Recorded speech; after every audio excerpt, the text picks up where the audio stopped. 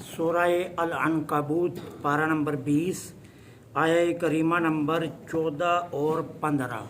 نحمدہ ونصلی ونسلم علی رسولہ الکریم، اما بعد فاعوذ باللہ من الشیطان الرجیم، بسم اللہ الرحمن الرحیم۔ وَلَقَدْ أَرْسَلْنَا نُوحًا إِلَىٰ قَوْمِهِ فَلَبِثَ فِيهِمْ أَلْفَ سَنَةٍ إِلَّا 50 عَامًا فَأَخَذَهُمُ الطُّوفَانُ وَهُمْ ظَالِمُونَ فَأَنجَيْنَاهُ وَأَصْحَابَ السَّفِينَةِ وَجَعَلْنَاهَا آيَةً لِلْعَالَمِينَ۔ صدق اللہ العظیم۔ وَلَقَدْ اور تحقیق، ارسلنا ہم نے بھیجا، نوحًا نوح علیہ السلام کو، الی قومہ ان کی قوم کی طرف، فلبث پس وہ رہے اپنی قوم میں، الف سنۃ الا 50 عاما 950 سال۔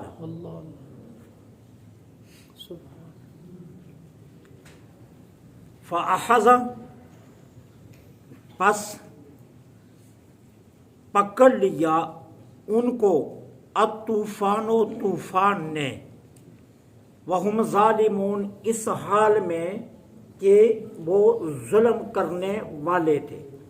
فانجیناہ پس ہم نے نجات دی ان کو، واصحاب السفینۃ اور کشتی والوں کو، وجعلناہا اور ہم نے بنا دیا اس کشتی کو، آیۃ للعالمین سارے جہان والوں کے لیے نشانی۔ حضرت نوح علیہ السلام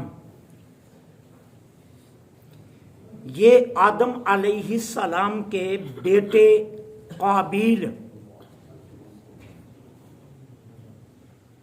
ان کی اولاد کی طرف اللہ نے ان کو نبی بنا کر بھیجا۔ ان کے والدین مومن تھے، ان کی ماں کا نام کیسوس اور والد کا نام شیش ہے۔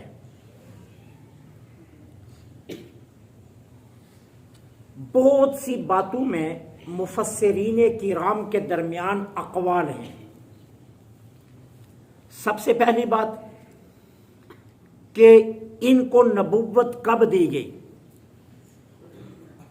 کچھ نے کہا جب ان کی عمر مبارک 50 سال تھی تو ان کو اظہار نبوت کا حکم دیا گیا۔ کچھ نے کہا نہیں، 350 سال جب عمر ہو گئی پھر اللہ نے ان کو اظہار نبوت کا حکم دیا۔ اور کچھ نے کہا نہیں، 480 سال کی عمر میں جب یہ پہنچ گئے تھے پھر اللہ تعالی نے ان کو اظہار نبوت کا حکم دیا۔ یہ بعثت کے اعتبار سے مفسرین کرام کے اندر یہ اختلاف ہے۔ اسی طرح کہ کس علاقے میں یہ تشریف لائے اس میں بھی کئی اقوال ہیں۔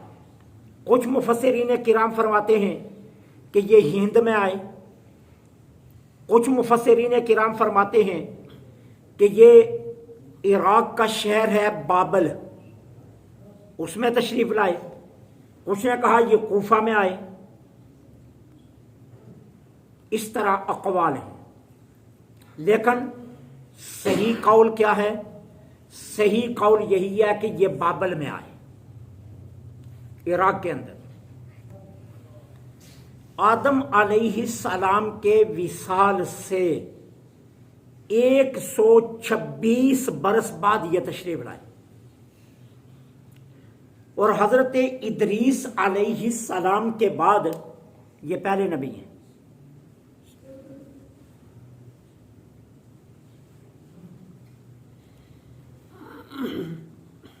نہ کہ ان کے نام مبارک کے بارے میں بھی اقوال ہیں۔ کچھ نے کہا ان کا نام ہے الساکن، کچھ نے کہا نہیں ان کا نام ہے عبد الغفار۔ नूह इनका जो नाम मशहूर हुआ है ना, उसके पीछे कई अकवाल हैं। नूह का मतलब क्या होता है? बहुत ज्यादा रोने वाला।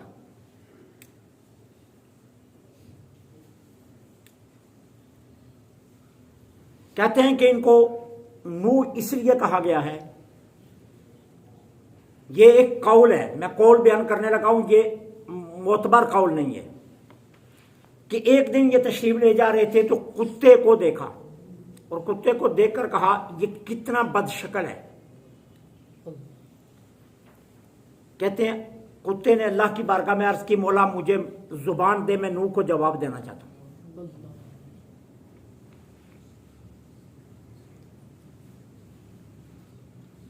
कुत्ते को जुबान मिल गई, उसने जवाब में कहा, नूह एक बात बता, इतराज नक्श पर कर रहा है या नक्काश पर?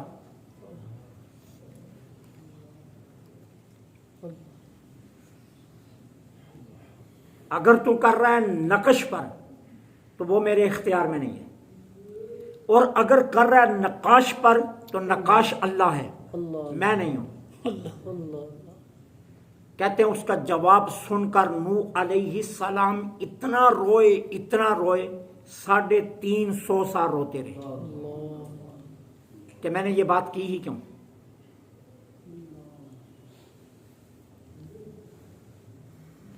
इसलिए इनका नाम पड़ गया नूह, बहुत ज्यादा रोने वाला। और एक कौल ये है जो मोतबर तरीन कौल है कि इन्होंने अपनी उम्मत को 950 साल तबलीग की है।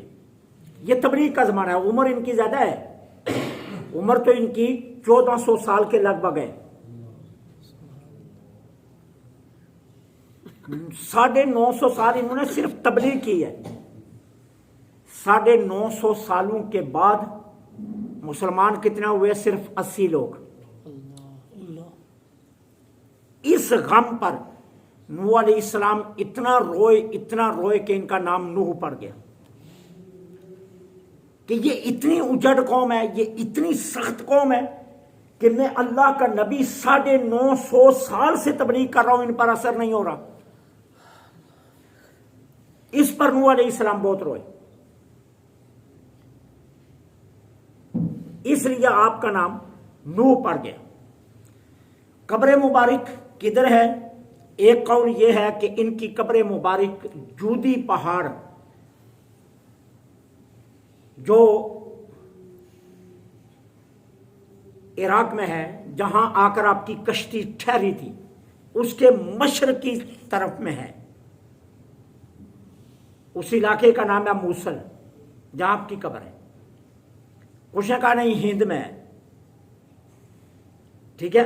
कुछ ने कहा नहीं शाम का एक शहर है जिसका नाम है बालक बग शहर का नाम है, उसका एक देहात है, उस देहात का नाम ही है कड़कनूह। देहात का नाम है कड़कनूह। कहते हैं इस बस्ती में हजरत नूह अलैहिस्सलाम की कब्र है। और आज के दौर में जो मशहूर है वो यही है, वहीं आपकी कब्र मुबारक है कड़कनूह में, और वहीं लोग जाते हैं। ये शाम का इलाका है, ये मशहूर जो आज के दौर में। लेकिन जो सही तरीन रवायत है ना, वो सही तरीन रवायत यह है कि आपकी कब्र मुबारक जो थी वो मस्जिद हरम में है। जो सही तरीन रवायत इनकी हजरत हूद अलैहिस्सलाम की और हजरत ज़करिया अलैहिस्सलाम की कब्रें हरम में, जहां तवाफ किया जाता है ना, यहां नीचे कब्रें हैं। आज उनके नाम निशान नहीं है, वहां ऊपर लोग तवाफ कर रहे हैं, लेकिन यहां अंबिया की कब्रें। और मैंने पहले भी अर्ज किया था, यहां 50 नबी मदफून है, जहां आप लोग तवाफ करते हैं, जिसको मताफ कहा जाता। अब अल्लाह ताला ने यहां इनका किस्सा क्यों बयान किया? अपने महबूब को तसल्ली देने के लिए। क्यों? जब दीन की खिदमत करते हुए शदीद मसाइब और मुश्किलात का सामना हो, तो फिर सामने कोई ऐसा वाकया रखा जाता है कि जो इंसान को सब्र और तसल्ली दे। ये कानून कुदरत है। کہا گیا محبوب آپ تو مکہ والوں کے پاس ابھی تشریف لائے ہو، آپ نے تو ابھی چند سال 10 سال تبلیغ شروع کی ہے، 10 سال ہوئے، اور یہ مکہ والے آپ کو نہیں مار رہے، آپ کو ستا رہے ہیں، آپ کے راستے میں کانٹے ڈال رہے ہیں، گڑھے کھود رہے ہیں، آپ کو برا بلا کہہ رہے ہیں، آپ پر اوجریاں پھینک رہے ہیں، طرح طرح کی اذیتیں دے رہے ہیں۔ یہ تو صرف 10 سال کی کہانی ہے، سنو ہمارے نوح کی کہانی جس نے 950 سال صبر کیا۔ اللہ، یہ حضور کو تسلی دینے کے، حضرت نوح علیہ السلام کا قصہ حضور کو سنایا جائے کہ محبوب یہ تو صرف 10 سال ہے، ادھر دیکھو نوح علیہ السلام کو، اور آپ کے 10 سالوں کا کمال کیا ہے کہ آپ کے ارد گرد تو کتنے لوگ اکٹھے ہو گئے، اور وہ 950 سال میں صرف 80 لوگ ہیں۔ یہ قصہ اس لیے اللہ تعالیٰ اپنے محبوب کو سنا رہا ہے کہ حضور کو تسلی دینا مقصود ہے۔ کیوں کہ جب شدید مصائب اور مشکلات سامنے آ جائیں تو پھر کوئی ایسا واقعہ سامنے رکھا جاتا ہے جو انسان کو تسلی عطا کرے۔ تو حضور کو تسلی دی جا رہی ہے کہ محبوب آپ مکہ والوں سے گھبرائیے مت، یہ اتنے اجڑ نہیں ہیں جتنے اجڑ قوم نوح تھی۔ یار 950 سالوں میں روز کا ایک بندہ بھی گنے تو کتنے بندے بن سکتے ہیں؟ 365 ایک دن سال کے بنتے ہیں، تو 950 سال اگر تبلیغ کا اثر ہوتا، ٹھیک ہے، قبول کرتے وہ، لیکن وہ کتنے سخت تھے، وہ کتنے بڑے ظالم تھے کہ 950 سالوں میں صرف 80 لوگوں نے ایمان قبول کیا۔ تو اللہ تعالیٰ اپنے محبوب کو تسلی دے فرمایا وَلَقَدْ أَرْسَلْنَا نُوحًا إِلَىٰ قَوْمِهِ، ہم نے نوح کو ان کی قوم کی طرف بھیجا، اور وہ قوم کون تھی؟ آدم کے بیٹے قابیل کی اولاد۔ آدم علیہ السلام کے پہلے بیٹے ہیں 2، قابیل اور حابیل، اور ان میں جو قابیل کی اولاد تھی اس کی طرف ہم نے اپنے نوح کو بھیجا نبی بنا کر، اور انہوں نے تبلیغ کی 950 سال۔ الف کہتے ہیں عربی زبان میں 1000 کو، سانہ کہتے ہیں سال کو، 1000 سال الا 50، 50 50، عام کہتے ہیں سال کو، الا کا مطلب ہے نکال لو، سوا، یعنی اگر 1000 سے 50 سال نکال لیں تو پھر پیچھے کتنے بنتے ہیں؟ 950 سال۔ جس طرح ہمارے پرانے بزرگوں کی طریقہ ہوتا تھا، وہ گنتی کس طرح کرتے تھے؟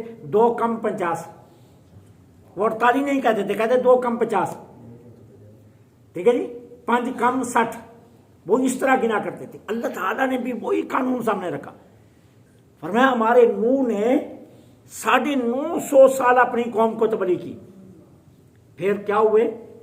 950 سالوں کے بعد اپنی قوم کی جانب سے نبی مایوس ہو گیا کہ اللہ میں نے ان کو بہت تبلیغ کی لیکن یہ باز آ نہیں گئے۔ فَأَخَذَهُمُ الطُّوفَانُ، اللہ نے طوفان بھیجا۔ طوفان کیا تھا؟ پانی۔ کتنا پانی آیا؟ آسمان سے پانی برسا، زمین سے پانی ابل پڑا۔ کہتے ہیں دنیا کا جو سب سے بلند پہاڑ تھا نا، اس سے بھی 15 ہاتھ اوپر پانی جا رہا تھا۔ دنیا کے پوری دنیا پر آیا یہ طوفان، کسی ایک جگہ پر نہیں، پوری دنیا پر یہ آیا۔ اس لیے ان کو آدم ثانی کہا جاتا ہے کہ ایک دفعہ ساری دنیا ختم ہو گئی، اور پھر جو دوبارہ دنیا آباد ہوئی ہے وہ نوح کی اولاد سے ہوئی ہے۔ ان کو آدم ثانی اس لیے کہتے ہیں۔ تو یہ عذاب آیا دنیا پر کہ دنیا کا جو سب سے اونچا پہاڑ ہے، سب سے اونچا پہاڑ، اس سے بھی پانی 15 ہاتھ اوپر جا رہا تھا۔ اتنا پانی دنیا میں ہے، آسمان سے بھی پانی برس رہا ہے زمین میں۔ نوح کو کیا حکم دیا؟ ایک کشتی بنا لو، جن لوگوں نے ایمان قبول کیا وہ سارے کشتی میں بٹھا لو۔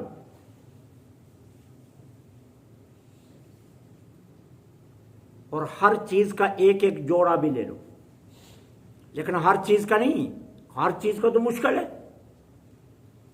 اب چمٹی اور چمٹا تو نہیں لینا، بات سمجھے؟ ہر چیز سے مراد کیا تھی؟ وہ چیز ہے جن کی انسان کو ضرورت پڑ سکتی۔ بات دوبارہ جب ہم انسان کو آباد کریں گے تو ضرورت، مثلا گھوڑا ہے، اس کی ضرورت ہے، ان کا جوڑا لے لو، گدے کا جوڑا لے لو، گدی گدا، بیل بیل، گائے لے لو، بھینس بھینسا لے لو، مثالیں دے رہا ہوں، ٹھیک ہے نا؟ اس طرح انسانی زندگی کو جن چیزوں کی ضرورت پڑ سکتی ہے وہ تمام کے جوڑے لے لو اور وہ سب کشتی میں بٹھا لو، وہ سب کشتی میں بٹھا لیے گئے۔ کہا نو تم کشتی میں بیٹھ جاؤ، ملاح کی ضرورت نہیں ہے، چپو چلانے کی ضرورت نہیں ہے، پانی جتنا بلند ہوتا جائے گا کشتی خود بلند ہوتی جائے گی، کشتی خود بخود بلند ہوتی جائے گی، گھبرانا نہیں۔ اوپر سے جو پانی برس رہا ہے وہ تمہاری کشتی میں نہیں آئے گا، نیچے سے جو ابھر رہا ہے وہ تمہاری کشتی میں نہیں آئے گا۔ کیوں؟ تم جو بیٹھے ہو اس میں، تم جو بیٹھے ہو اس میں، اس لیے ہم اسے غرق نہیں کریں۔ تم بیٹھ جاؤ کشتی میں اور جوڑے بٹھا لو، یہ کشتی خود تیرتی رہے گی، اور جہاں ہمارا حکم ہوگا وہاں خود رک جائے گی۔ ایک مرتبہ اللہ نے ساری کائنات کو غرق کر دیا سوائے کشتی والوں کے، باقی کائنات میں کوئی نہیں بچا۔ کیوں؟ نبی نے دعا کیا کی تھی؟ ربی لا تذرنی، ربی لا تذر من الکافرین الا دیارا، اللہ کوئی کافر روئے زمین پر نہیں بچنا چاہیے۔